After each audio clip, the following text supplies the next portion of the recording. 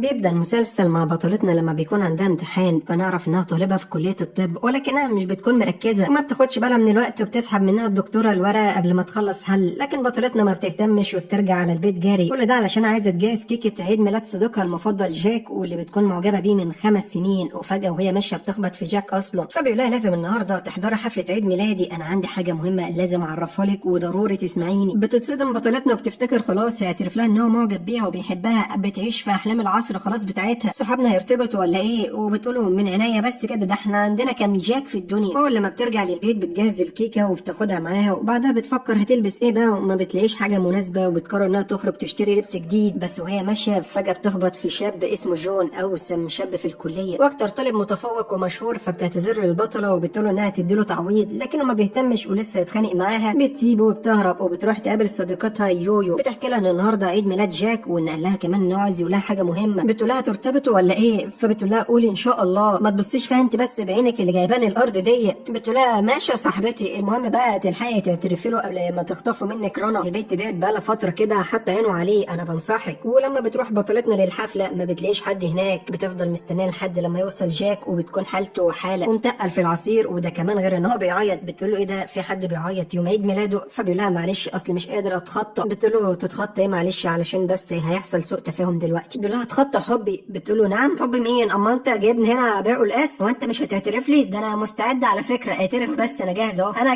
كمان معجبه بيك. فبيقول لها انت بتقولي ايه وانت كمان ازاي يعني؟ ما ينفعش عموما اصلا، ده انا ورنا مرتبطين من سنين وكمان كنا مخبيين عنك ورنا زعلانه مني، بصي تعرفي تصالحينا على بعض والله العظيم احبك موت. وهنا بطلتنا خدت الصدمه بقى، انا كده خدت الصدمه. بتقول له لا معلش انت بتقولي ايه بس، اصل انا حاسه ان انا اتطرشت ولا حاجه. فبيقول لها انا ورنا مرتبطين وبنحب بعض، بس اتخانقت معايا وعاوزه تنفصل عني، صالحينا واكسبي فيها ثواب مين؟ هو انت اسمك جاك؟ طب جاك الهم يا جدع، وغور بقى من وشي بدل ما افتح لك راسك. بتتصدم كده وبتبدا تعيط لانها اصلا ما كانتش متوقعه كده خالص من مين، رنا بالذات، لانها حكت لها زمان انها معجبه بجاك. واللي بينكد على بطلتنا اكتر ان جاك ما بيهتمش بعياطها وبيروح بسرعه يقابل رنا، وهنا بتاكل الكيك وبتقول له خساره فيك، وبتتصل بصديقتها يويو وتيجي تاخدها، ده لانها ناويه تعمل مصيبه. فبتقول لها الحقيني، ولما بتوصل بتقول لها هتعملي ايه دلوقتي؟ فبتقول لها هندمه اكيد، بس الاول عاوزه اروح الحمام. ولما بتيجي بطلتنا تخرج بتتصدم ان هو كان حمام شباب اصلا، وان كمان بطلنا كان محبوس جوه معاهم، وبيفتكروها بتطرد البطل بتاعنا، وده لانه كمان كان موجود في الحمام. وبيبدا الاشاعات انها تنتشر في الكليه وانها بتطرد احمد عز الجامعه بتاعتهم، وبتفضل كل البنات اللي معجبه بيه تضايقها. وهنا بطلتنا بتتعصب وبتقرر انها تروح له، ولما بتوصل لحمام السباحه بتلاقيه فيه، وهنا بتفتكره بيغرق وبتروح علشان تنقذه، فبتغرق هي وهو اللي بينقذها. الله عليكي ما تشغليش دماغك تاني بقى. فبيقول لها معلش لا مؤاخذه انت كنت بتعملي ايه؟ فبتقول له افتكرتك بتغرق قلت اجي الحقك يعني. فبيقول لها لا ما تفكريش تاني علشان شكلك غبيه ويلا امشي من هنا. فبتقول له بص انا همشي حاضر، بس انا عاوزه الاول اتفق معاكي اتفاق علشان الاشاعات ديت تنتهي، انت اكيد عندك اخوات بنات وفاهمني، انت ابن ناس ومتربي مش وش مشاكل. فبيقول لها وايه كمان عرفين اقول لك انا مش عايزه اسمعك اصلا. بيقول لها ان هو مش هتفق على حاجه. بطلتنا بتتضايق وفجاه بتبدا تعطس، فبتصعب عليه وبيقرر يخليها تغير هدومها وبيديلها طقم من بتوعه، بس هو عمل خير وللاسف اتقلب عليها شر. بتخرج بطلتنا وبيشوفها زمايلها لابسه هدوم بطلنا، بيتاكدوا من الاشاعات وخلاص هم مرتبطين، وبيفضلوا يقولوا عنها بلا كرامه وبيكونوا كلهم متغاظين منها، وبتسمعهم بطلتنا وبتكون متضايقه وبتطلع تجري وبتسيبه. ولما بتروح للمحاضره بتحكي ليويو عن اللي حصل معاها، وان البنات دلوقتي بتجيب في سيرتها وبيتكلموا عنها وحش، بيقولوا ان انا مرتبطه بواحد احلى مني، هو انا وحش للدرجه دي؟ فبتقول لها ما تزعليش هو كده كده مش معانا ومش هتشوف وشه تاني. بتقول لها تصدقي معاكي حق. ولسه ما كملتش كلامهم بيدخل بطلنا وبتعرفهم الدكتوره ان هو هيبقى هنا ان شاء الله، وده لانه بيعمل رساله الماجستير بتاعته وان هم لازم يساعدوه. هنا الكل بيتصدم وبطلتنا بتتاكد ان صاحبتها عينها وحش، بينما بطلنا بيبص لها كده وبيبتسم لها بشكل مريب عزيزي المشاهد، وبيشكوا كده فيهم زمايلهم كلهم اكتر. واول لما المحاضره بتنتهي بتطلع جري على المحل بتاعهم، واول لما بتشوفها مامتها بتسالها ليه جاك ما جاش معاها. بتقول لها ما فيش اصله طلع مرتبط وانا اللي اتخزوقت في الاخر. ما بتقول لها ولا تزعلي يا بنتي، ده انا جوزك ستسيدو، ده اصلا كان باين عليه عيل مش بتاع جواز، سيبك انت انا عامله جوه مكرونه بشاميل تستاهل بقك،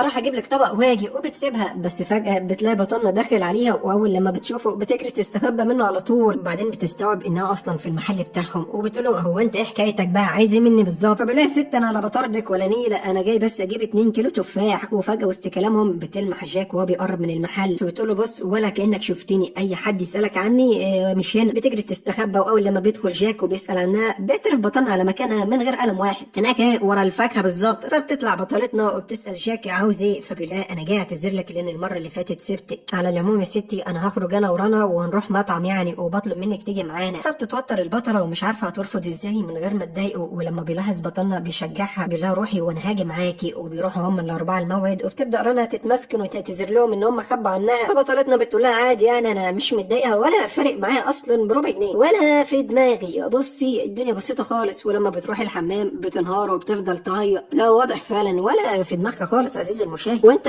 برضه لو مش في دماغك اللايك والاشتراك يبقى انت مزعلني والله، يعني ايه بتتفرج كده من غير اللايك الجميل الاشتراك. المهم في طريقهم للبيت بتلاحظ بطلتنا قد ايه ان رنا وجاك بيحبوا بعض وبتتضايق خالص. ولما بيلاحظ بطلنا انها هتعيط فبيقول لها استني انت لسه هتبداها حزن ولا ايه، وبياخدها كده وبيبدا يجري بيها. بترجع للبيت وبتفتكر كل اللي حصل وبتاخد قرار نهائي وانها تبعد عنهم وتركز في حياتها. في اليوم التاني بتروح الجامعه وبتقرر تشكر بطلنا لانه ساعدها امبارح، وبتطلب منه يديلها عنوانه علشان تبعت له كيكه. وفعلا بطلنا بيبعت لها عنوان، لكن بتكتشف ان هو مكان للرقص وبيكون زمايله هناك مستنيينه، وبتقرر هي كمان تستناه. لكن فجاه بتسمع صوت بنت معاهم من الجامعه، فبتقول لهم بصوا الحركه دي وبتجري تستخبى ورا الكنبه. لكن بطلنا بيقول لها ما شفتكيش انا كده يعني، عموما دي امان يا ستي بنت عم اسمها لين بالمناسبه ومش هتقول حاجه. وبيطلب منها ان هم يتمشوا وبياخدها يوصلها كمان. لكن لما بتوصل على السكن بتلاحظ ان البوابه مقفوله وبتفتح لها حارسه الامن وبتدخلها. وفي اليوم التاني بتصحى وبتلاقي الاشاعات رجعت انتشرت تاني واقوى من الاول، لان الحارسه قالت لهم انها شافت بطلنا جاي مع البطل امبارح بالليل. ده شكلهم فعلا بيرتبطوا ولا ايه، وبيبداوا كلهم ينشروا عنها منشورات سخيفه وبتنمروا عليها من تاني. فبتجيب بطلتنا اخرها وبتقرر تروح تحل الموضوع ده مع بطلنا. وتعرف انها في محاضره فبتروح له معاها ورقه كده وبتقول له امضي. بيقول لها امضي عليه نفهم طيب. بتقول له امضي ونتفاهم، لكن بيرفض بطلنا ان هو يوقع على حاجه ما يعرفهاش. فبتقول له حرام عليك انت ما عندكش اخوات بنات. بيقول لها لا الصراحه. فبتقول له طب اعتبرني زي اختك يا اخي، مش خايف يعني الاشاعات دي تاثر عليا وعلى مستواي الدراسي. فبيقول لها لا حوشي حوشي انت الاولى على الجامعه، انت مستواكي ادنى مستوى ممكن حد يتخيله. ده انا مستغرب لحد دلوقتي هو انت دخلت طب ازاي طيب، انت يا دوب ناجحه بمقبول. فبتقول له ربنا يجعل في وش القبول يا ابني، على فكره كنت ناوي اجيب امتياز وانت هتشيل ذنبي، على فكره انت اللي هتشيل ذنبي دلوقتي، مش هعرف اجيب بسبب الاشاعات. ما بيهتمش وبيترضى بره المحاضره. ولما بتروح بطلتنا لنادي الطبخ بتاعها وبتبدا انها تقابل بنات جديده علشان تضمهم ليها، لكن كلهم بيجي يسالوها عن بطلنا مش اكتر وبيحب ايه وبيكره ايه. فبتتعصب وبتطردهم كلهم بره. وفجاه بيوصل بطلنا وبيعرفوا ان هم هيروحوا مع بعض علشان يشتغلوا على البحث بتاعه. بتستغل الفرصه وبتقرر تاخده المشرحه علشان تطفشه. فاكره ان هو هيخاف ولكن بيطلع قلبه جامد وما بيخافش من حاجه. وهنا الخطه الاولى بتفشل وبتتضايق وبيلاحظ كده فبيسالها عن السبب. فبتقول له اصل انا عندي امتحان شفوي وخايفه الصراحه. بيقول لها ما تخافيش انا واثق فيك. بتفرح وبتطمن وبتروح على الامتحان وكلها الثقه يا جدعان. لكن بتعرف ان الدكتور هتقسمهم مجاميع، وعلشان كده بطلتنا محظوظه قوي يعني بتتحط في مجموعه فيها جاك. ومش بس كده وجون كمان يا عزيزي المشاهد، يعني بص موقف اتمناه لألد اعدائي حلال فيها والله. ولما بتسالها الدكتوره بتتوتر وما بتعرفش تجاوب وبتاخد صفر. اهم حاجه برضو الثقه في النفس مش مهم الصفر. وبيبدا الكل يتنمر عليها فبتحس بالاحراج، لكن بطلنا بيقوم وبيدافع عنها وبيحرجهم كلهم. ولما المحاضره بتنتهي بتخرج بطلتنا بسرعه. ولما بيروح جاك وراها توقفوا رانا كده العقربه وتقول له انها دلوقتي اكيد مش هتحب انها تشوفه، هتحس بالاحراج منك. وبيقتنع بكلامها وبيقرر ان هو مش هيروح لها. في نفس الوقت ده بيروح بطلنا وبيواسيها بيقول لها ما تخافيش انا واثق ان انت شاطره برضه. بيسالها ليه ما جاوبتش فبتقول له انها متوتره بسببهم. بتصعب عليه وبيقرر ان هو يخرجها. لا مش بس كده، لا كمان بيعرفها ان هو موافق يمضي على العقد بتاعها والقوانين اللي فيها علشان يبطلوا يطلعوا عليها اشاعات. وبتفرح بطلتنا اخيرا فبيقول لها مش خايفه تقع في حب ولا حاجه. فبتقول له اقع في حبك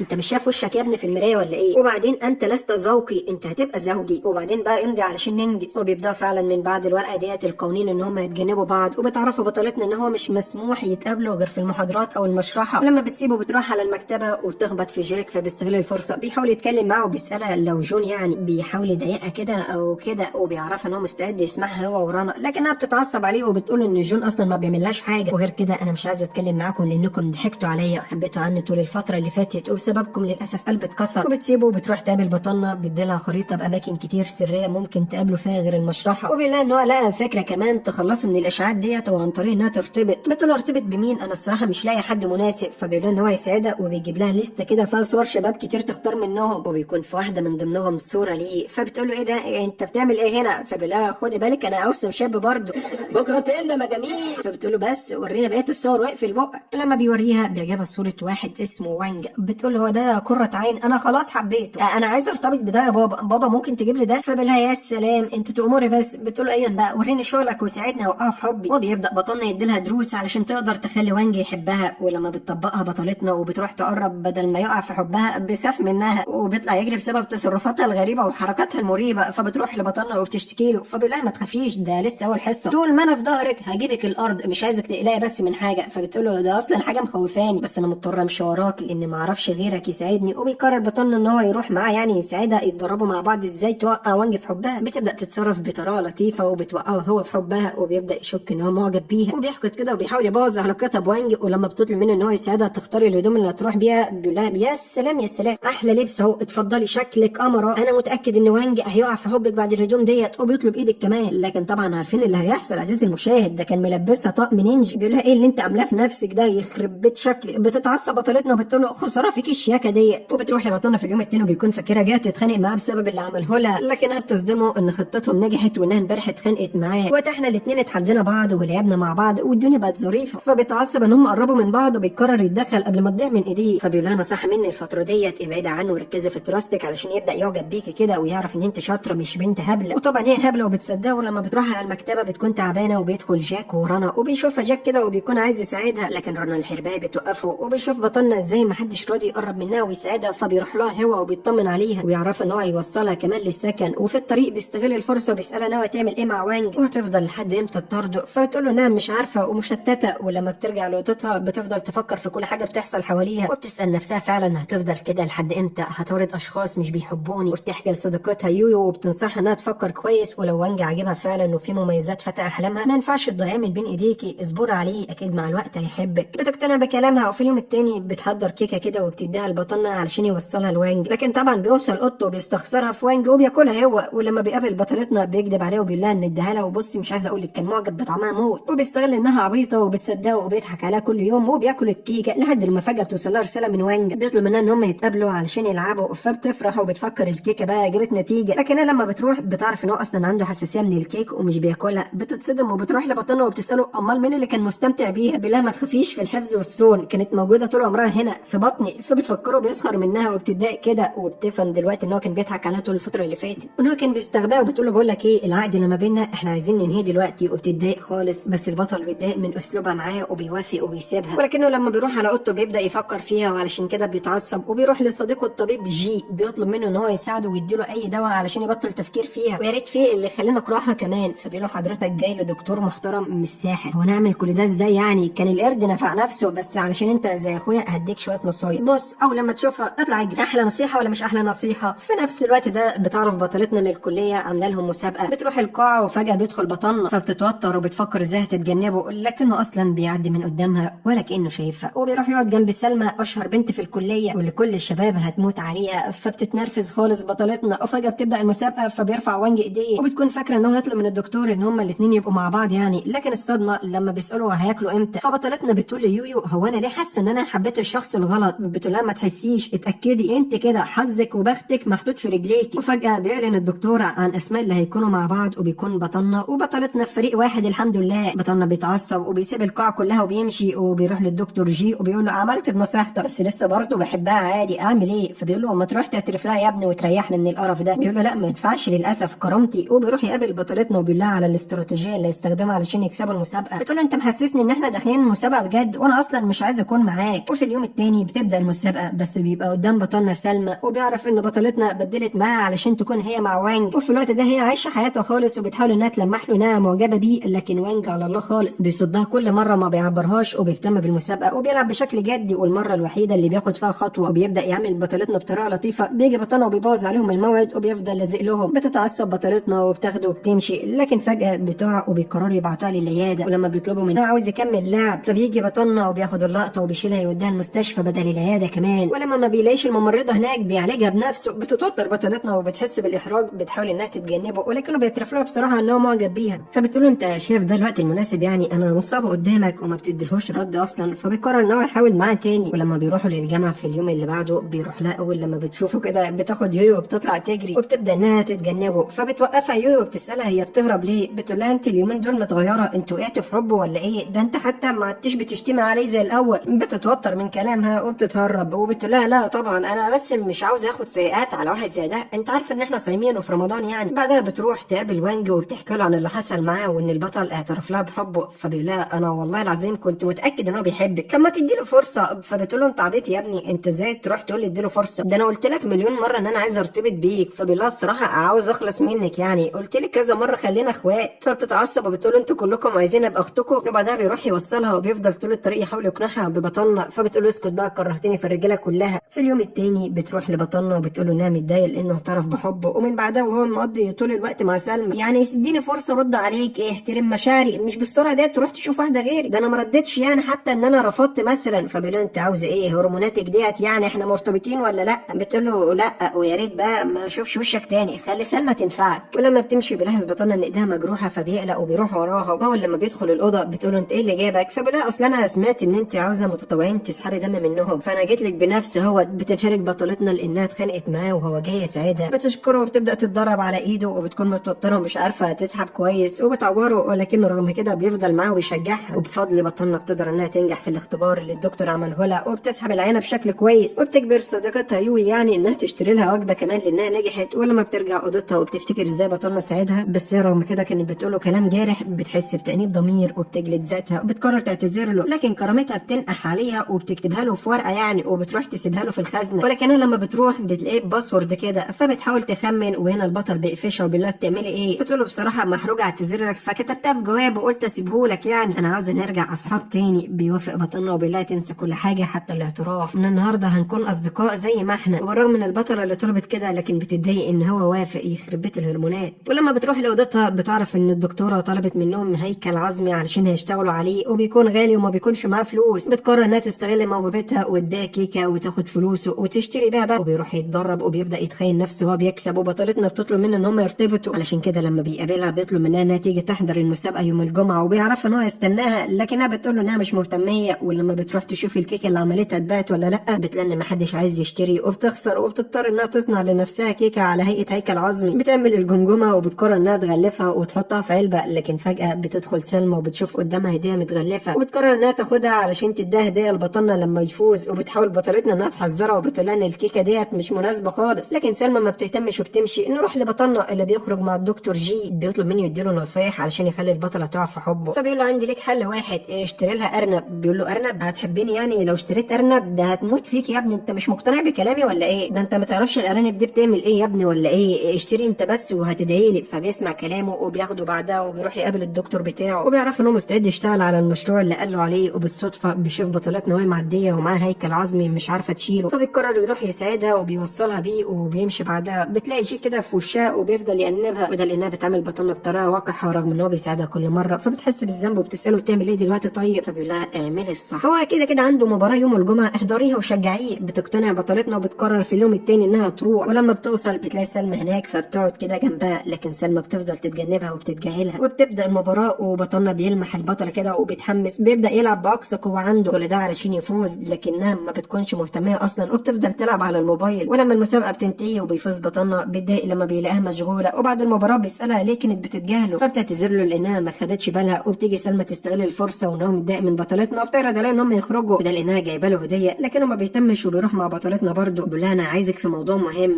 بتقول له خير ان شاء الله. فبيقول اصل انا جايب لك ارنب. فبتفرح وبتقول له انها تتدرب عليه من النهارده خلاص وما عادتش هتتدرب على حد فيكم تاني. وسلمى بتتضايق وبتقرر تاكل الكيكه كلها لوحدها، لكنها لما بتفتحها بتلاقي على شكله جمجمه فبتتصدم وبتخاف وبترميها. وفي اليوم التاني لما بتروح بطلتنا على المحاضره بتعرفها الدكتوره ان هم هياخدوا اجازه، لكن بعدها هيكون عليهم امتحان وبتنصحهم يذاكروا كويس. وبتقضي بطلتنا الاجازه في بيت اهلها وهي بتذاكر. وبيجي جاك وبيقرر ان هو يساعدها، فبتقول له ايه ده بتعمل ايه هنا؟ امال فين السنيوره بتاعتك؟ بيقول لها بتقضي الاجازه في بيت اهلها. فاستغلت الفرصه بقى وقلت اجي اشوفك، وبيبدا يشرح لها. وفجاه بيدخل بطلنا وبيشوفهم مع بعض وبيتضايق طبعا وبيقترح على البطل ان هو يذاكر لها. فبيفكروا جاك كده ان هو اصلا مش في القسم بتاعهم، فعلشان كده مش هتقدر تساعدها باي حاجه. وبيبداوا هما الاثنين يتخانقوا مع بعض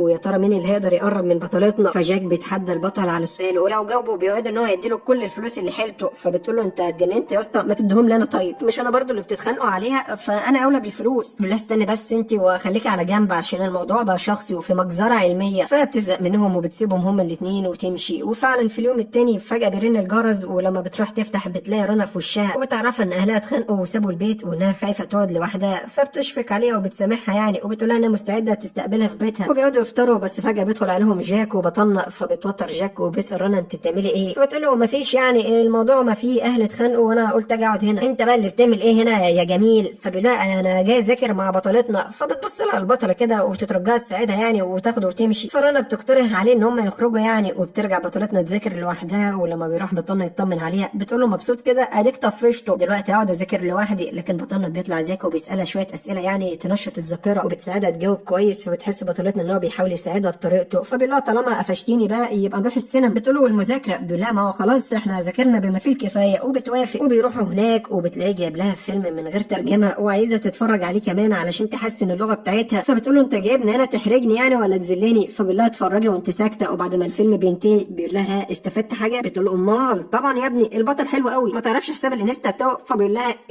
انت اللي هتجيبي لي الجلطه، محدش هيجلطني غيرك، انا جايبك تتفرجي على ده مخصوص علشان كله معلومات طبيه هيفيدك في الامتحان. هتقولي استفدت ايه ولا اشغله لك تاني؟ فبتقول له لا يا عم وعلى ايه، انا هروح اذاكر في بيتنا ارحم. ولما بترجع البيت بتسالها رنا عن علاقتها بالبطل، انت بتحبيه يعني ولا ايه؟ لكنها بتنكر وبتقول لها ان هم مجرد اصدقاء بس. وبعد فتره بتنتهي الاجازه بتتصل بطلتنا على وانج وبتطلب منه يجي يرجعها للسكن، وبيفضل ماشي معاها متضايق. ولما بيشوف بطلنا قدامه بيقول له النجده يا حبيب اخوك بالله عليك خدها ووصلها انت، انا زهقت، ده لو مستعبداني مش هتعمل كده، ده مخليني شايل كل حاجه. فبيساعدوا بطلنا وبياخد منه الشنطه وبيقرر يوصلهم هم. بس وهم في الطريق بيظهر صديق بطلنا وبيساله لو اخيرا يعني قدر يرتبط بيها. فبتتعصب بطلتنا وبتقول له ان هم مش مرتبطين وانها مش ناويه ترتبط غير لما تتخرج. وفي نفس الوقت ده بيبدا بطلنا يفكر ازاي يقنعها بحبه وان هو مش هيأثر على دراستها. لكن بطلتنا ما بتديلوش فرصه وبتفضل طول النهار مشغوله، كل لما يحاول يفتح معاها تتهرب منه كده. فبيطلب المساعده من الدكتور جي، فبينصحه يشوف اهتماماتها ايه، يجيب لها هديه مناسبه، يعزمها على اكله حلوه وهي تفهم ان انت بتلمح لها يعني. بيقول لها لمح لها ايه؟ ده انا بقول لها بحبك وهي بتقول انت اخويا. ادي دقني لو فهمت ده بسم الله ما شاء الله على الذكاء يعني. يا عم انت خسران حاجه ما تجرب يا عم. فعلا لما بيراقبها بيكتشف اكتر حاجه بتحبها الطبخ، فبيبدا يقرب منها وبيقول لها بقول لك ايه، انا اليومين دول هبه مني عايزه اتعلم الطبخ ساعديني. وفعلا بتبدا تشد انتباهه كده وتنجذب ليه وبتتفق معاه ان هو هيستناها في نادي الطبخ بتاعها. لكنه لما بيروح بيلاقي الباب مقفول، فبيتصل عليها وبيقول لها انت فين؟ بتقول له انها مع صديقته في العياده. لكنه لما بيروح بيلاقي الباب مقفول، بيتصل عليها وبيقول لها انت فين؟ بتقول له اصل انا مع صديقك في العياده وانا ما قلتلكش ان هو متصاب ولا ايه؟ فبيقرر يروح لها وبيبدا يجمع افكاره علشان يشوف هيعترف لها ازاي. في نفس الوقت بتحاول بطلتنا انها تساعد صديقه لكنها مش بتعرف تكشف عليه كويس، فبتيجي يويو وبتساعدها. وهنا البطله بتحس بالاحباط والفشل وانها مش نافعه، والاول مره بتجيلها لحظه ادراك ان مش مكانها الطب وبتفكر تنقل تخصص تاني. وفجاه بتلاقي بطلنا في وشها فبتجري عليه، ولما بيلاحظ انها متضايقه بيسالها عن السبب، فبتقول له انها فشلت في الاختبار النهارده وبتنهار وبتفضل تعيط. وبتحكي له انها كل لما بتذاكر ما بتعرفش تجاوب في الاخر، وان زمايلها كلهم بيتنمروا عليها، كلهم بيقولوا لها احاول لتخصص تاني رغم ان انا بحب الطب ونفسي اكمل فيه. وبتكون دكتوره ناجحه بيشفق عليها وبيوعد ان هو هيساعدها انها تبقى الاولى كمان، وبيطلب منها ان هو يكون المدرس بتاعها ويذاكر لها. بتوافق طبعا وبتقول له بس خد بالك انا غبيه شويتين 3 4 5 7 8 9 10. فبيقول لها يا ستي انا عارف وهستحمل لان بعشق دي التنفس مالكيش دعوه. بتقول له اذا كان كده يعني انا ما عنديش مانع. وبيفرح بطلنا ان اخيرا يقدر يقرب منها. في اليوم التاني بيجهز علشان يساعدها، ولما بتروح له وبتقول له انها جاهزه تذاكر بيطلب منها تروح معاه الاول على المول. اول حاجه بيعملها بيروح لمحل ادوات منزليه، بيعرفوا ان هم عاملين مسابقه على ميكروويف احلامها، بينصحها تشترك علشان تكسب وتاخده ببلاش علشان تقدر تطبخ براحتها. بتقول له هو انت ناوي تذاكر لي ولا هتشجعني على الفساد؟ ما انت عارف اني بحب الطبخ واسيب مذاكرتي. بيقول لها يا جهله دي استراتيجيه، لازم احسن الاول صحتك النفسيه علشان عقلك ده يشتغل. اياكش يشتغل يعني، امضي على الاستماره خلينا نخلص. بتوافق وبتروح لبطلنا وبتقول له انها مش جاهزه للمسابقه. بتطلب منه يقطع الاستماره اللي كتبتها ولكنه بيرفض. فبتديله الحلويات وبتقول له دوق يمكن يجيلك تسمم بعد ما تاكلها وتموت واخلص منك. وبيفضلوا يتخانقوا مع بعض، واحلى كابلز في الدنيا دول ولا ايه. وبتقول له انها مش بتعرف تطبخ تحت الضغط وانها حاسه انها فاشله في كل حاجه في حياتها، ده حتى الحاجه الوحيده اللي كنت بحبها دلوقتي ما عدتش عارفه اعملها. لكنه بيواسيها، ولما بيدوقها كده بيلاقي طعمها مش وحش قوي الصراحه، محتاجه تتدرب اكتر وخلاص. وبيحكي لها قصه ان هو كان زمان بيخاف من الميه وغرق، لكنه قدر بعد كده يواجه خوفه وزي ما انت شايفه احسن سباح في الكليه. بتتاثر بطلتنا بقصته وبتطلب منه يساعدها، فبيجيب لها 3 متطوعين هم اللي يحكموا ويدوقوا الاكل بتاعي. وطبعا بيعجبهم وبتفرح بطلتنا، بتاخد ثقه في نفسها وبتقرر انها تروح على المسابقه فعلا. ولما بتوصل بتكون متاخره ومتوتره، لكن البطل بيعرفها ان هو قدم معاها وهيكون المساعد بتاعها. بيفضل بقى يساعدها وبيطبخوا سوا، وبالرغم ان بطلتنا بتخسر الحمد لله يعني وده المتوقع، بس البطل بيواسيها بيقول لها انها نجحت في عينه لانها اتغلبت على خوفها وتوترها وجت المسابقه واشتغلت كمان، ولو استمرت اكتر هتكون اشطر طباخه. بتفرح بطلتنا بكلامه وبتشكره لانه كان جنبها وبيشجعها. بترجع على اوضتها وبتتصل عليها وبيعرفها ان هو جايب لها مفاجاه. ولما بتخرج بتلاقي جايب لها الميكرويف وبيعرفها ان دي هديه لانها فازت في المسابقه في عينه. بتستغرب وبتقول له انت فقدت الذاكره ولا ايه؟ انا خدت المركز الاخير يا صاحبي. بيقول لها بس انت المركز الاول في قلبي، قصدي في نظري. خديه بس واسكتي. بس بتتخانق معاه لانه اشتراه بفلوسه الخاصه، وبتقول له انها مستحيل تقبله وروح رجعه. بس هو بيرفض وبيقول لها مالكيش دعوه انا اللي دافع يا ستي، وبيجبرها تحتفظ بيه. وبتبدا وبتبدا بطلتنا تحس انها خلاص وقع في حبه ومعجبه لانه بيساعدها دايما، لكنها بتحاول تنكر مشاعرها وتتجنب بطلنا على قد ما تقدر. ولما بتروح الكليه وبيروح يساعدها بتفضل تبعد عنه كده، ولما بتحاول يويو انها تقربهم من بعض بتتعصب بطلتنا عليها وبتحرجها، ولكنها لما بتقعد مع نفسها بتراجع افكارها وبتقرر انها تروح تتاكد لو كان فعلا واقع في حبها، وبتروح تطلب منه انها تقيس نبضات قلبه، بس بترجع في قرارها في اخر لحظه، وده لانها بتكون خايفه تتاكد فعلا، ووقتها هي كمان واقعه في حبه. بس المشكله يحصل معاها زي ما حصل مع جاك، وقتها قلبها مش هيقدر يتعالج تاني وهترجع تعيش نفس الاحساس اللي عاشته، وده لانها عارفه ان سلمى بتحبه ومش هتسيبه لها بسهوله. وبتشوفهم سلمى العقربه فعلا وهم واقفين وبتتعصب وبتغير، بتروح لبطلتنا وبتطلب منها انها تعلمها ازاي تصنع حلويات، فبتفرح خالص لانها على نيتها وبتوافق وبتاخدها المطبخ. واول لما بتعرف سلمى ان مفيش حد معاها في النادي بتطلب منها تنضم ليها، فبتوافق وبتستغل الفرصه، بتقول لها انها تقول لها على سر خطير، انا معجبه بواحد معانا في الكليه، وبتفضل توصفه لها كده وبتكون نفسها مواصفات بطلنا. وبطلتنا بتتوتر وبتتضايق لانها بتكون فاهمه هي كمان بس بتتوه، لكن سلمى بتفهم تعبير وشها وبتفرح، بتحسسها بالذنب اكتر. وبتخاف بطلتنا فعلا ان تكون زي صديقتها رنا لانها مش هتحب حد يتاذى بسببها، وبتروح تحكي ليويو اللي بتعرفها انها ملهاش ذنب، بتحاول تواسيها وبتشجعها علشان المسابقه بتاعتهم. وفي اليوم التاني فجاه بتتعب يويو كده وبتقول لها انها مش هتقدر تروح، وبتطلب منها انها تقدم المحاضره، وبتتوتر بطلتنا لان هم متاخرين، وبتوصل في اخر لحظه قبل ما الدكتور يديلهم صفر، وبتطلب منه يخليها هي اللي تقدم المحاضره وبيوافق. ولما بتطلع تقدمها محدش بيسمعها، الكل بيتنمر عليها. بطلتنا بتتوتر ولسه هتستسلم، بس بطلنا بيبعت لها رساله بيشجعها فيها، ومش بس كده كمان بيجي يحضر هو كمان. بتبدا تشرح لزمايلها والكل بيعجب بشرحها، بتقدر انها تبهرهم وبيديلها الدكتور كمان الدرجه النهائيه. وبتروح تشكر بطلنا اللي بيعرف ان هو زعلان لانها ادت رقمه لسلمى، وانا قلت لك ما بحبش الشغل ده، فبتقول ان سلمى مش اي حد وانها البنت اللي معجبه بيك، وان هم احتمال كمان ترتبطوا انتوا الاثنين، بكره هتيجي وتشكرني يا عم. فبتعصب من كلامها وبيسيبها. ولما بتخرج من المحاضره بتلاقي سلمى منهاره وبتعيط، بتقول لها انها حاولت تتصل على بطلنا لكنه عمل لها بلوك، لو كمان متضايق مني ومش عايز يتكلم معاه خالص. في نفس الوقت البطل بيحس بالذنب ان هو زود نكد شويه على بطلتنا في يوم مميز، بيقرر يرجع يتكلم بالراحه ويوضح لها كل حاجه، لكنه اول لما بيوصل بيسمع بطلتنا وبتقول لسلمى انها مش معجبه بيه وان هو حتى مش ذوقها، وبتشجع سلمى انها تعترف للبطل بحبها وتفضل تطارده. فبيتضايق بطلنا وبيرجع في كلامه، ولكن بطلتنا بتلاحظ ان هو شافها ولكن مش في ايدها حاجه تعملها، وده لانها مش عايزه سلمى تعيش نفس الشعور اللي هي عاشته زمان، وبتقرر تستسلم وتتنازل عن حبها للمره الثانيه. وبتفضل متضايقه لان البطل سمعها وبتفكر انها تروح تفهمه وجهه نظرها، لكنها بترجع في كلامها برضه وبتقول وهو احنا بينا ايه يعني ما يزعل. في نفس الوقت اصحاب بطلنا بيلاحظ ان هو ما عادش زي عادته كده ومش مركز، وبيسالوه عن اللي مضايقه،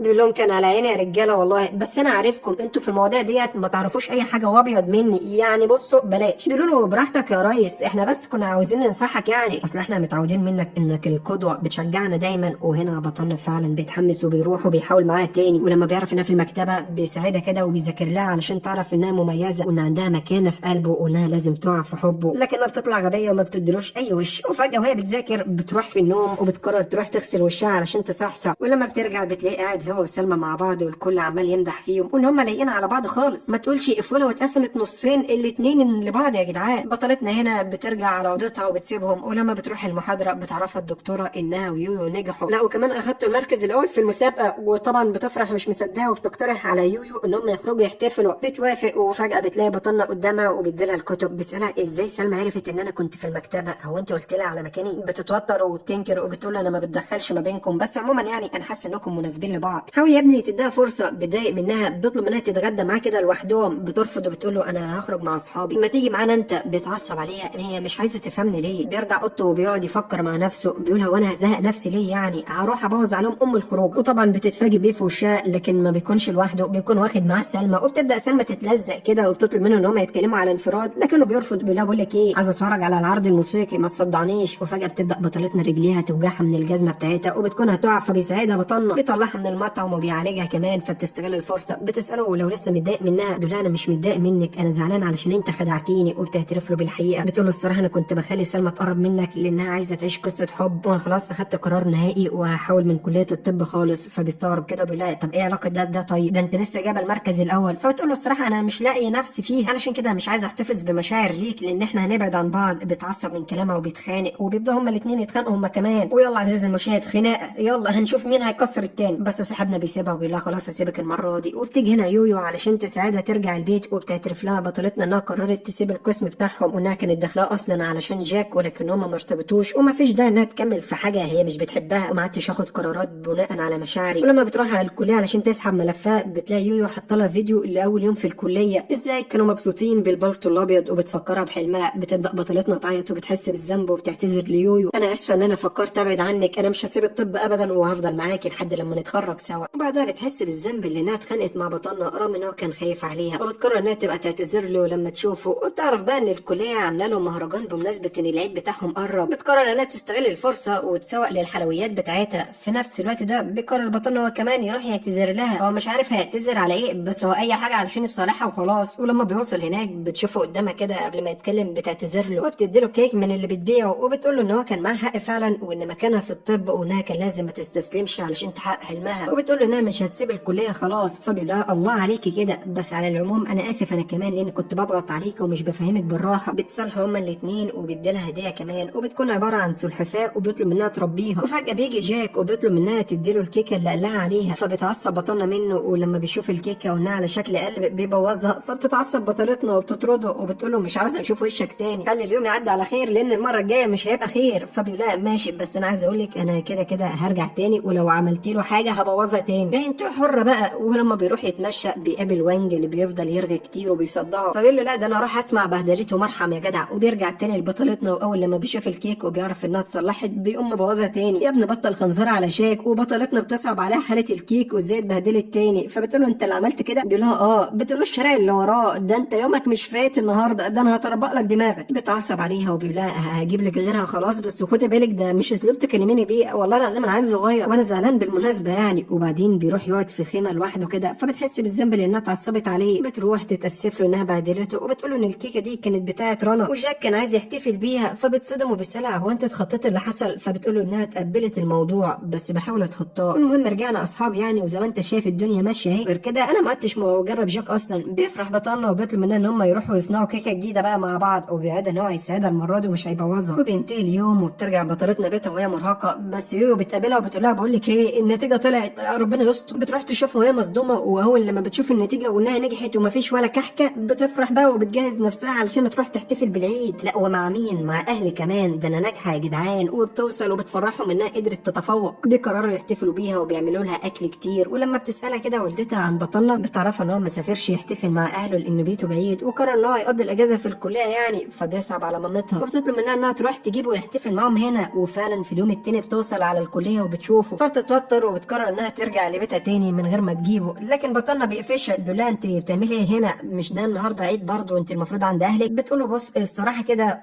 ام عازماك علشان تحتفل بالعيد عندنا، ما تفكرش ان انا اوقف حبك لا سمح الله، ده ماما يعني. فبيقول لها بجد؟ طب وصلي السلام لحماتي قصدي ماما. في اليوم التاني بيروح لهم كده علشان يحتفل معاهم، وبيقضي اليوم كله عندها وبيفضلوا يلعبوا ويهزروا، والاول مره بيحس بطعم العيد. وفجاه الدنيا بتمطر تلج. بتفرح بطلتنا وبتخرج علشان تشوفه، فبيروح معاها وبتبدا بطلتنا تحس تاني ناحيته. ده ايه اللي انا بحسه ده؟ دي مشاعر اعجاب. يا رب المره ديت بتمنى ان هو ما يمشيش، انا خلاص وقعت في حبه. وفعلا في اليوم التاني لما بتصحى من النوم بتلاقي جايب لها هديه للعيله وبيشكرهم لانهم استضافوه، وبتفرح بطلتنا وبتشكره. ولما بتخرج توصله بتبدا تستوعب انها خلاص بتحبه وانه مش مجرد اعجاب. بتتشجع وبتقول له بقول لك ايه ممكن نرتبط؟ على فكره ده مش اعجاب. بطلنا هيفرح وبيقول لها موافق. بتقول له لا بجد مش اعجاب، انا عايزاك تمثل ان انت حبيبي بس اليوم واحد وتحضر معاه الحفله بتاعه المدرسه. فبيتضايق كده لكنه بيوافق وبيقول اي حاجه تيجي من ريحه الحبايب، وبيروح معاه الحفله. والكل بيتصدم لما بيشوفهم. بيسالوا البطله ارتبطتوا امتى؟ فبتتوتر ومش عارفه ترد عليهم بايه، ولا هتكذب ولا هتعمل ايه. البطل بيتدخل بيقول لهم يا جماعه انا اللي حبيتها واعترفت لها وطلبت انها ترتبط بيا. وبيفضل طول الوقت يهتم بيها ويغيروا كمان منها. فبتحس بالاحراج. بتقول له انت لازم تعرفهم ان دي مجرد تمثيليه علشان انا بدات اصدق. انت فاكر نفسك عادل امام ولا ايه؟ ما تعيش الدور قوي. لا اسكتي يا غبيه، دي استراتيجيه. كولي بس. بيعدي اليوم على خير والكل بيصدق ان هم مرتبطين فعلا. ولما بترجع بطلتنا للبيت بتفضل تفكر هتقدر تقابله تاني ازاي. بتدور على اي حاجه لكنها مش بتلاقي، لحد لما فجاه بترن عليها بنت عمه بتقول لها انها في الكليه وبتطلب منها تروح علشان تساعدها. فبتستغل الفرصه وبتتصل ببطلنا يروح لهم، وهناك بتساله هو انت مشغول؟ في الاجازه الجايه، لكنه بيقول ان هو ما وراهوش حاجه، فبتعرض عليه ان هم يخرجوا سوا، بيوافق على طول وهي بتطير من الفرحه. ولما بترجع للبيت بتحكي ليويو ان خطتها نجحت، هنخرج في موعد كمان. فبتقول لها فرصتك بقى، لازم تقربي منه وتعترفي له بحبك، خليه حبيبك بجد كده، خليكي بنت فرفوشه، بس في نفس الوقت لو قرب منك اطلعي حرفوشه. فبتقول لها طبعا بصي من النهارده اعتبريني ام ادم وهو ابو ادم طبعا. وبتروح تقابله في اليوم التاني في الحديقه، بتتصدم لما بتلاقيه جايب وانج معاهم. ده مين ده وبيعمل ايه هنا؟ والموعد وادم وام ادم طيب. وبيفضل طول الموعد لازق لهم، وكل لما تحاول بطلتنا تقرب منه كده تلاقي وانج في وشها. فبتبعت ليو رساله وبتقول لها الحقيني، اعمل ايه في المصيبه اللي انا واقعه فيها؟ فبتقول لها انت هتسكتي كده؟ اضربيه، مشيه، طلعي عينيه، المهم ما تخلوش يفضل معاكي. فبتطلع روح السوبر هيرو اللي جواها وبتدافع عن قرة عينها، وبتضرب وانج وبتبعده عنه، وبتاخد بطلنا وبتهرب بسرعه قبل ما يوصل لهم. وفعلا الدنيا بتبقى جميله، واصحابنا بيبداوا ان هم يتدربوا في المستشفى، وبطلنا كل لما بيعرف ان وراها تدريب بيروح يوصلها، لا وكمان بيستناه لحد لما بتخلص. وفي الطريق بتحكي له ان في مسابقه كبيره الاسم بتاعها هيدخله، انا متوتره. فبيقول ان انا هساعدك ما تخافيش، وبيديلها معلومات تقدر تذاكرها علشان تقدر انها تساعدها على الفوز. بس هما ماشيين بتشوفهم العقربه سلمى، فبتقرا على بطلنا وبتروح للبطله الغلبانه، بتقول لها بقول لك ايه، انا جايه لك ورقبتي قد السمسمه. وبتحاول انها تستغباها زي المره اللي فاتت، والمره ديت بتطلب منها انها تساعدها تقرب من بطلنا. ولكن المره دي والاول مره البطله بنكتشف ان عندها دماغ، وبتقول لها الصراحه انا بعتذر، انا بحبه ومش هقدر اساعدك، بس علشان انا قلبي طيب هسمح لك ان انت تنافسيني. وهو بقى يختار البنت اللي عايز يرتبط بيها. وهنا سلمى بتظهر على حقيقتها، بتقول لها انت ما بتبصيش لنفسك في المرايه ولا ايه؟ اكيد هيختارني انا. بطلتنا بتقول لها هنشوف. ولما بتروح تحضر اليوم التاني في التدريب، بتعرف ان الدكتور عنده عمليه هتستمر ل10 ساعات، وبتفضل واقفه متابعاه. ولما بيخرج الدكتور وبيشوفها ازاي كانت سهرانه وهي بتشوفه بيعمل العمليه ومجتهده، بيقول انها تكون دكتوره شاطره، وبتفرح خالص. وفي طريقها للبيت علشان ترتاح بتتفاجئ لما بتلاقي بطلنا في وشها وبيعرفها ان هو السهر طول الليل مستنيها. بتفرح هي كمان وبتحس ان هو معجب بيها، وان اكيد دلوقتي اللي هتكسب قدام سلمى. وبعدها بياخدها للمكتبه وبيقول لها وانا ما قلتلكيش الاسم بتاعنا كمان عامل مسابقه، ودلوقتي احنا كمان هنكون منافسين لبعض. فبيشوفها مسه وبيشجعها كمان علشان تبقى منافسه قويه. وفي اليوم التاني لما بيروحوا بيحضر لها فطار كمان، بيطلب منها تفطر كويس علشان تركز وتكسب. هنا سلمى بتشوفهم وبتغير وبتحاول انها تتنمر عليها، لكن بطلنا بيتدخل وبيجرحها بالكلام، فبتسكت وبتبعد عنها. وبتبدا المسابقه وبيجاوب بطلنا كل الاسئله، لكن بطلتنا ما بتسكت لهوش، بتجاوب هي كمان كل الاسئله. وبتقوم خناقه ما بين الفريقين، وفجاه بيحرجوا واحد من الفريق التاني وبيسالوا عن الحب. فبتستغل بطلتنا الفرصه وبتساله هو انت معجب بجد حاليا؟ يعني عمرك حسيت بالاعجاب والحب الفتره دي بالذات؟ بيقول لها الصراحه والبنت اللي بحبها موجوده معانا كمان النهارده وحوالينا، ومش قصدي يعني حد غيرك. الكل بيتصدم، وبتاخد بطلتنا الكلام على نفسها بقى، وبتقول له يو اكيد معجب بيا، اعمل ايه طيب؟ يعني فين المعجبين بتوعنا اللي كانوا شاطرين ما يظهروش ويقرفوني غير ايام الامتحانات والاشاعات اللي بتطلع عليا؟ ما تظهروا بقى يا جدعان وانشروا ان هو بيحبني. بس انا مش هسكت بقى المره دي، ده انا هقول قدام الجامعه كلها ده الواد ده بتاعي واسمه مكتوب على دراعي، واللي هيفكر يقرب منه هطلع 3 من رقم. ولا يويو بتشجعها وبتقول لها يلا وانا في ظهرك. وبعد الحماس وكل القوه اللي هي ظهرت ديت، في نفس الوقت بطلنا بيروح لاصدقائه وبيقول لهم بصوا يا رجاله انا قررت اعترف، ساعدوني بقى، عايز طريقه كرييتيف كده بقى وممكن رومانسي على شويه ورد، واهم حاجه المكان علشان الرومانسيه والورد يبقوا لايقين. يعني اخوكم هيرتبط يا جدعان اخيرا. في نفس الوقت ده بتعرف بطلتنا من وانج ان رنا وجاك متخانقين واحتمال ينفصلوا، بتخاف ترجع لها مشاعر تاني اتجاهه، وبتقرر انها تتجنبه. وعلى طول اول لما بتشوفه في المستشفى بتتهرب منه، وبعدها بتقرر تروح تروق على نفسها كده وبتتجهز علشان تروح تعترف بحبها. في نفس الوقت بيعدي جاك وبيشوفها وبينبهر بجمالها، بيسالها بصراحه لو كانت معجبه بيه قبل كده. بتتوتر وبتقول له انها كانت معجبه بيه، بس دلوقتي في واحد تاني في قلبي، خلاص انت في طريقك وانا في طريق، بس انا بتمنى لك السعاده مع رنا. وبتقوم تسيبه وتمشي، لكن فجاه بتقع وفي اخر لحظه بيلحقها قبل ما تنكف على وشها. ووقتها بتوصل رنا وبتفهم غلط وبتفتكر ان هم رجعوا لبعض، وبتتعصب عليهم وبترمي بطلتنا بالكيكه. وبطلتنا بتقول لها وانا مالي طيب، وبتهرب بسرعه علشان تغسل وشها قبل ما حد يشوفها. لكن بطلنا بيشوفها وبيسال عن اللي حصل، فبتحكي له بقى، بيشفق عليها وبياخدها علشان تغسل وشها، وبيدوها كمان هدوم وبيساعدها يغسل لها شعرها. بص احلى شويه رومانسيه، هو شكل الرومانسيه والاعتراف هيبقى في الحمام ولا ايه؟ لا يا جماعه خلاص، هي بترجع بيتها والحمد لله اليوم بيعدي يعني، وبتجهز نفسها تاني وبتلبس فستان جميل علشان تقابل بطلنا وتعترف له. لكن فجاه بيجي لها اتصال من جاك بيقول لها الحقي رنا اختفت وانا قلقان عليها، بيطلب منها تساعده بسرعه يلاقوها. في نفس الوقت ده بيلاحظ بطلنا انها اتاخرت، فبيتصل عليها وبيسالها عن المكان اللي هي فيه، فبتقول له انها عندها حاجه مهمه اول لما تخلصها هتجيله. وبتروح على طول على المكان اللي رنا فيه وبتحاول تتكلم معاها وتهديها، وبتقول لها انت فهمت غلط على فكره، ده انا كنت هقع وهو لحقني، يلا بقى نروح للبيت. لكنها بتتعصب عليها، بترفض وبتكون متقله خالص في عصير الليمون، وبتبدا تجرح بطلتنا بالكلام، لكنها بتستحملها لانها عارفه انها مش في وعيها، وبتاخدها غصبا عنها وبترجعها البيت. في الطريق بيكون فيها عصابه موجوده بيفضلوا يتنمروا عليهم كده وشكلهم مش ناويين على خير. بطلتنا بتخاف، لكن فجاه بيوصل بطلنا اصلا وبيضربهم. بتستغل هي الفرصه وبتقول له بقول لك ايه يا مان، انت مليان جمدان وانا بحبك خلاص وده الوقت المناسب اعترف لك. بس بطلنا بيقول لها انت بتقول ايه؟ معلش اصل انا كنت طاير فوق. بتحس بالاحراج كده، وفجاه بيوصل جاك فبيقول له خلي بالك بقى من حبيبتك، وبياخد بطلتنا وبيمشي. وبتكون فاكره ان هو هيرد عليها بقى بعد ما اعترفت بحبها كل الاجابه. قلبي مستني يطمن، لكنه بيتعصب عليها وبيزعلها لانها اتسرعت وما طلبتش المساعده، كانوا ممكن ياذوكي. بتساله بقى رد طيب بقى مش وقت العصابه. بيقول لها خلاص هرد عليكي بكره بعد المسابقه بتاعتي باذن الله لو فاز يعني. بترجع بطلتنا البيت وبتحكي ليويو، بتقول لها الحيوان بيقول انا لو فزت بكره هرد عليكي، يعني بعد ما اعترفت وخدت الخطوه هو يقول لي كده؟ افرض خسر يبقى مش هيقول لي؟ فبتقول لها يقول لا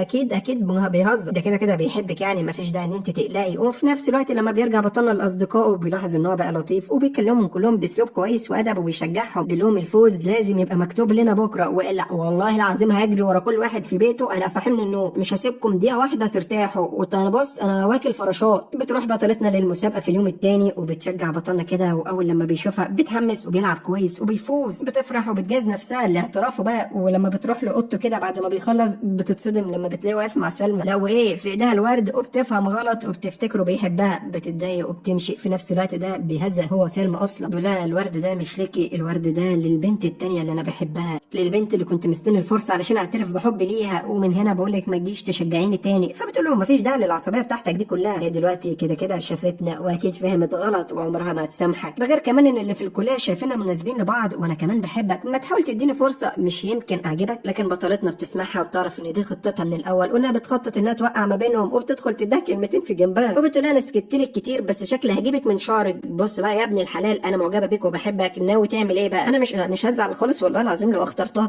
مش هزعل ولا حتى هعيط يعني. لكن فجاه بتبدا تعيط وشويه ويغمى عليها. بيقول لها خلصت الدراما؟ انا بحبك. عامله دراما ليه بقى؟ بتقول له ما انا عارفه، هات الورد بقى، اعمل حسابك انك هتعزمني على شاورما سوري من عند اهل الشام عشان تصالحني لانك خليتني اعيط يعني. وبتاخد الورد وبتمشي. لكن فجاه بيسمع صوت من على السلم وبيفتكرها وقعت وبيروح لها بسرعه في المستشفى. ولكن لما بيوصل بتصدم انها ما وقعتش ولا حاجه وان اللي وقع هو وانج. وبيلاقي بطلتنا سليمه فبيقرر بطلنا ان هو يوصلها بنفسه علشان يطمن عليها، وبينتهز الفرصه وبيعرفها ان هو وضح كل حاجه لسلمى وانه انهى معاها كل حاجه وما فيش داعي ان انت تتجنبيها او تصاحبيها وتاخدها على قد عقلها يعني، علشان انا ما بحبش افرق ما بين اتنين اصحاب. بطلتنا بتفرح ان هو طيب من جواه واخيرا كل مشاكلهم اتحلت. بتودعه وبتدخل اوضتها، ولكن لما بتوصل بتلاقي سلمى مستنياها. اول لما بتشوفها بتجري عليها فبتوقفها بطلتنا وبتعتذر لها. بتقول لها ما فيش اي داعي ان يكون ما بيننا مشاكل، انا كنت بعمل كده علشان انقذ حبي الوحيد. وبتقول لها انها جميله واكيد كمان شباب كتير يحبوها، بس لازم تفتحي قلبك وتواصلي مع ناس غير يعني، انا بديك فرصه علشان تحبي وتتحبي ويا ريت نرجع اصحاب تاني. وفعلا ده اللي بيحصل. ولما بيرجع بطلنا اوضته بيقول لصديقه ان هو طالما ارتبط لازم تشوف لي صاحبتها، يعني صاحبتها لو ما ارتبطتش بيا هفركش الارتباط بتاعها، انا بحب البنت اللي اسمها يويو، هتظبط لي الدنيا بقى صح؟ بطلنا بيقول له يا سلام على عيني، ده انت صاحبي يعني الانتيم، يعني بص رجلين في بنطلون، يعني انا الحفظ وانت الصون. وفي اليوم التاني بتروح بطلتنا مع يويو للمطعم، بتستنى بطلنا وصديقه وبتكون متحمسه لان ده اول ديت ليهم. وبيوصلوا وبيقعدوا والدنيا جميله اهوت، وبطلنا بيطلب الاكل. بتحاول تعمل نفسها كيوت وبتقول له كفايه كده انا مش هقدر اكمل الصراع، انت عارفني يعني ما بعرفش اكل كتير. فبيطلع دبش وبيحرجها وبيقول لها مين دي اللي ما بتاكلش كتير؟ ده انت بلاع، ده انا خايف ما يكفناش من اول ما قعدنا. فبتقول له خلاص فضحتني قدام صاحبك، طيب ما تبص حواليك كده شوف الكابلز بيعاملوا بعض ازاي برومانسيه، او انت فاكر نفسك في مسابقه قصف جبهه يعني ولا ايه؟ انت بتعاملني زي واحد صاحبك لا اصلا. فبيقول لها خلاص هتعلم مع الوقت، ما هو برضه اول موعد لينا يعني. وحتى لما بيروح على الكاريوكي بدل ما يغنوا اغاني حب بيغنوا بيقولوا ايه بقى؟ هيجيلي موجوع الدموع في عينه مليانه، هيمر اسبوع وبعدها ينفصلوا احيانا. فصاحبتنا يويو بتتفرج عليهم وبتتعصب، بتقول لهم الله يخرب بيتكم كسفتونا، ايه اللي انتوا عمركم ارتبطتوا قبل كده؟ طيب ما تدلعوا عليه، اغني له هننسى عجرم هيفاء وهبي. فبتفكر بطلتنا في كلامها وبتحس ان علاقتهم فيها حاجه غلط فعلا. وحتى بطلنا بيحس انها متضايقه من حاجه، بيسالها ما بتردش عليه وبتقرر تمارس عليه الصمت العقابي يمكن يتعدل يعاملني شويه برومانسيه. لكن الموضوع بيعجبه قوي، وخصوصا انها فصلت وبطلت رغي. بالله الله عليك من بدري. في اليوم الثاني لما بتقابله في المكتبه وبتلاقي الصمت ما جابش نتيجه، بتحاول تلمح له يعني ان هما المفروض مرتبطين، عاملها بطيبه، خلينا اعيش حب وجنه انا عشت فيها، قرب فرحه انا عمري ما حسيت بيها. طيب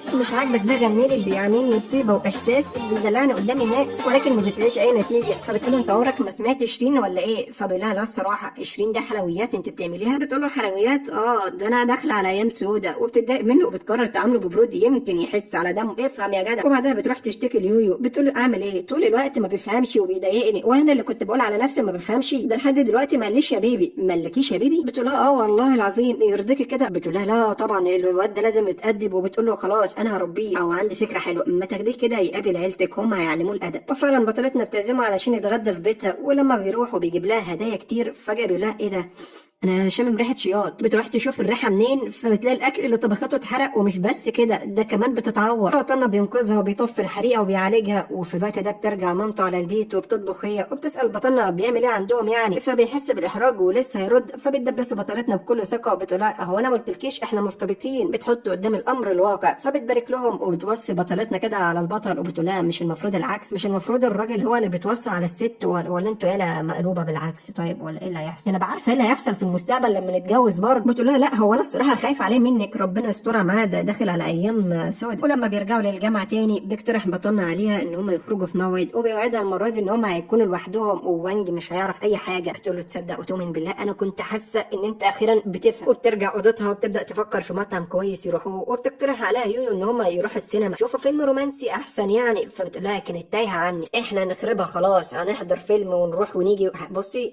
اعتمد عليا كله تحت السيطره او تحت اللحاف زي ما انت شايف عزيزي المشاهد وهي نايمه كده. وبتصحى بعد ما الفيلم بينتهي وبتقول له احنا فين وانت مين؟ بص احنا ما ينفعش معانا الحاجات الرومانسيه ديت، احنا نشوف لنا حاجه رعب، انا مش وش رومانسيه من الاخر. وبتفضل متضايقه انها بوظت الموعد وكان ممل بسببها، بس بطلنا على العكس بيقول ان هو كان مبسوط واستمتع بالميعاد معاها، وكمان بياخدها المحل علشان يصنعوا هدايا وبيبدلوها مع بعض، وبعدها بياخدها للمطعم اللي وقع في حبها فيه. ووقتها كانت بتعمل حركات غريبه في المرايه، كنت فاكره ان محدش شايفك لكن انا واصحابي شفناك الصراحه وكنا بنتريق عليكي. فبتقول له انت جايبني تهزقني يعني ولا ايه؟ فبقول لها مش قاصد، تصدقي اكتر حاجه بحبها فيك ايه؟ غبائك. ولما بتاخد بطلتنا صوره ليهم كده وبتنزلها على الاكونت بيبدا الكل يتنمر عليها وبيقولوا انها سرقت حبيب سلمى، ومحدش بيرضى يصدق ان هم مرتبطين، لكن بطلنا بيدافع عنها قدام الكل وبيقولوا ان هو بيحبها. وبتفرح بطلتنا وبترجع ثقتها في نفسها تاني، بترجع اوضتها وبتحكي ليويو عن الميعاد بتاعها وان هو كان مثالي ولسه هتفرح. بتلاقي رنا بتتصل بتقول لها الحقيني انا انفصلت خلاص عن جاك، انت لازم تواسيني. وللاسف بتمر فتره بطلتنا بتعرف ان البطل برضه هيسافر علشان يشتغل على مشروع، وبتروح تودعه وبتكون متضايقه، لكن بيقول لها ان هو هيكلمك كل يوم يعني وبيوعدها ان هو يطمنها عليه. فبتقول له خلاص خلاص غور بقى من وش، ما تخلينيش اقلبها عليك دراما تاني. وبتروح المستشفى علشان تطمن على وانج، وهناك بيجي لها اتصال من يويو بتطلب منها تروح لها، فبتعرف ان النادي بتاعها محدش بيشترك فيه وعلشان كده الكليه هتقفله. بتتضايق ولما بيتصل عليها بطلنا علشان يطمن بيعرف انها متضايقه، بيسالها عن السبب، بتحكي له ان هم عاوزين يقفلوا النادي بتاعنا. لما بيعرض عليها يساعدها بترفض وبتقول له انها اصلا كانت ناويه تقفله لانها ملاحظه اخر فتره انها مشغوله. بنفكر بقى نخش تخصص ايه؟ فبيقول لها براحتك، بس عموما لو احتجت اي مساعده كلميني في اي وقت، انا مهما كان حبيبك. بيقفل معاها علشان يروح يشوف اللي وراه. بتمر الايام وبتقرر بطلتنا تعمل له مفاجاه وتسافر له علشان تقضي يوم معاه. اول لما بيشوفها بيفرح وبيشكرها انها جت تطمن عليه بنفسها، وبيقول لها انها كانت وحشاه، وبياخدها المطعم علشان تتعرف على زميله. وبتكون بطلتنا خايفه ان هم يتنمروا عليها، ولا العكس بيعملوها بطريقه لطيفه وبتحبهم اكتر. ولما بيروح بطلنا يوصلها بيقول لها انا عندي فكره ليكي علشان تخشي تخصص مناسب، انت شاطره في الطبخ وبتدرسي طب، فبيرد عليها انها تتخصص في التغذيه، انا واثق فيكي وان القسم ده هتبداي فيه. ولما ترجع بطلتنا الكليه بتقرر انها تغير نادي الطبخ خالص وتخليه نادي تغذيه وبتعلن عنه، وبتفرح لان في اكتر من شخص بيسال عليه، وده غير ان بطلنا بيعرف انها سمعت كلامه وغيرت النادي، فبيفرح وبيروح يهنيها عليه وبيشجعها علشان تستمر، وبيسيبها علشان يرجع يكمل مشروعه. وبتبدا تهتم هي بدراستها وبتكون مشغوله طول الوقت، بتتدرب في مستشفيات كتير، وللاسف بتنسى انها تبعت لبطلنا رساله تطمن عنه، وكالعاده بيتضايق وبيفكرها زعلانه منه. وكل ده عزيزي المشاهد علشان ما ردتش عليه لمده 9 ساعات. بيقلق كده وبيتصل على يو وبيسالها عن البطله هي فين، بتقول له نايمه يا غالي تعبانه طول اليوم متبهدله رايحه جايه في المستشفيات. فبيقول لها خلاص اول لما تصحى تبعت لي رساله تطمن عليها. ولما بتفوق بطلتنا بتعرفها يو اللي حصل وان البطل عايز يكلمها، وبتلاحظ انها متاخره فبتطلع جري على المستشفى من غير ما تتصل عليه. وبتوصل وبتيجي واحده وبتطلب منها تقرا لها التحليل، فبتعرفها بطلتنا انها لسه ما بقتش دكتوره وانها لسه تحت التدريب. فبتتخانق معاها الست العقربه ديت وبتفضل تهزقها، بتقول لها انت لابسه البلطو على الفاضي طيب. وهنا الدكتوره المشرفه بتسمع الصوت بتاع الخناقه وبتروح تقرا للست التحليل علشان تمشي. وبعد كده بتتكلم مع بطلتنا على انفراد وبتلومها وبتقول لها انها شرحت التحاليل ده الصبح لما اتاخرت، علشان كده لو جيت بدري كان زمانك دلوقتي بتشرحي لها عادي ومحدش قدر يفتح بقه معاكي. انت لازم تعرفي ان انت دكتوره ومسؤوله عن ارواح كتير، فخليكي قد المسؤوليه. بترجع البطله البيت وهي متضايقه، بتلاقي بطلنا بعت لها بوكس مليان هدايا وبيقول لها ان هو عارف انها اخر فتره مشغول، علشان كده بطلب منك ما تضغطيش على نفسك، ولو احتجت مساعده في اي وقت تتصل عليا. بتفرح وبتتصل فعلا وبتحكي له اللي حصل في المستشفى وازاي انها اتاخرت وفوتت محاضره مهمه وعلى الموقف البايخ اللي اتعرضت له. الكلام بياخد وبيدي وبيبدا يواسيها، والاتنين رغم البعد لسه برضه بيحبوا بعض. وبتقول له انها قررت الفتره دي تركز على دراستها اكتر وان هما ما ينفعش يتواصلوا مع بعض اليومين دول. بيقول ان هو ما عندوش مشكله، استناكي لما تفضي تبعتيلي. وبتمر الايام وبيجي يوم الاجازه، واول لما بيعرف بطلنا بيستغل الفرصه على طول بينزل علشان يقابل بطلتنا، وبتفرح اول لما بتشوفه وبتشكره ان هو دايما جنبها وبيساعدها. بيقول لها بقول لك ايه، محضر لك مفاجاه، بصي احنا الاثنين هنسافر مع بعض. وبياخدها وبيطلع على المطار، بس الصدمه لما بتوصل هناك بتلاقي ان اهل البطل واقفين قدامها وبيكونوا كمان مسافرين. وهنا البطله بتقول لا هياخدوا عني فكره وحشه، ده انا مسافره مع ابنهم وكنت مفكره مسافره انا وهو لوحدنا. ولكن على العكس بيعملوها بطريقه لطيفه، وكمان بيوصوها على بطلنا وبيقولوا له ده طلعت اجمل من انت كنت بتوصف يا ابني. بتمنى لهم حياه سعيده وبيسيبوهم. وبتوصل بطلتنا على البيت اللي هتبات فيه، بتروح تنام وبتسمع اصوات غريبه وبتكون خايفه، فبتروح على بطلنا وبتقول له نايمني معاك. بيقول لها تنامي فين لا مؤاخذه؟ بتقول له على سريرك. والله العظيم ما هنام لوحدي، اتاخر بس اتاخر. ولسه هتعيط وتقلبها دراما. بيقول لها تعالي اتخمدي خلاص. قلت له كنت واثقه ان انت عمرك ما هتسيبني انام لوحدي. فجاه بيبدا يسمع صوته هو كمان فبيقلق، لكن بيكتشف ان بنت عمه وحبيبها وصلوا وهيباتوا معاهم فبيطمن. وفي اليوم التاني بيخرجوا كلهم وبيروحوا المكان، وبيقول لها بطلنا انهم محضر لها مفاجاه وبتكون الدنيا ضلمه. فبتقول له عارفه الكلام والحبتين دول هتقول لي ان دي حياتي من غيرك ونروح صح؟ ما انا عارفاك دبش، ولو الكلام ده بجد مش هخلي فيك حته سليم. بيقول لها والله ظلماني. ولما بيعيد النور بتلاقيه مزين الاوضه كلها بالبلالين، ومش بس كده بيترف لها بحبه. بيوعدها ان هو يفضل معاها طول العمر، وبيقول لها ان هو عارف احنا الاثنين هنكون مشغولين الفتره الجايه بس طول العمر هفضل احبك. بتقول له بص كلكم بتقولوا كده بس انا هصدقك المره دي. وبيرجعوا بعدها من الرحله، وبتفق بطلنا مع يويو وباقي اصدقائه على خطه علشان يحتفلوا بعيد ميلادها. وبيطلب من يويو انها تعطلها لحد لما يجهز كل حاجه، وبعدها تاخدها المعبد علشان يحتفلوا هناك. اول لما توصل البطله بتتصدم من اللبس الغريب اللي عاملينه وبيحتفلوا بعيد ميلادها بيه، بس مش مهم، المهم ان انا مبسوطه. وبيقرر بطلنا ان هو يفاجئها في نهايه اليوم وبيطلب منها الجواز، لكن الخطه بتمشي بالعكس. وبدل ما يفاجئها بيروح يعترف لوانج بالغلط. انت رحت فين؟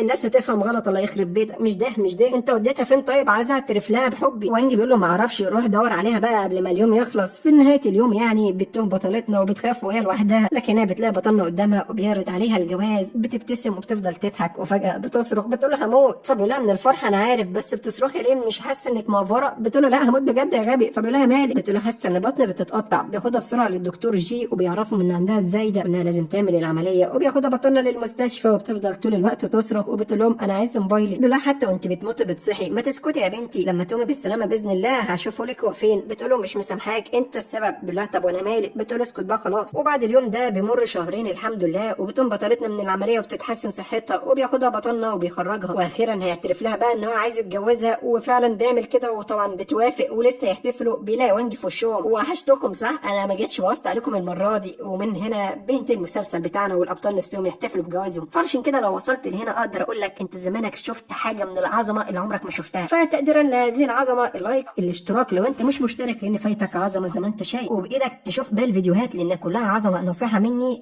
اشترك.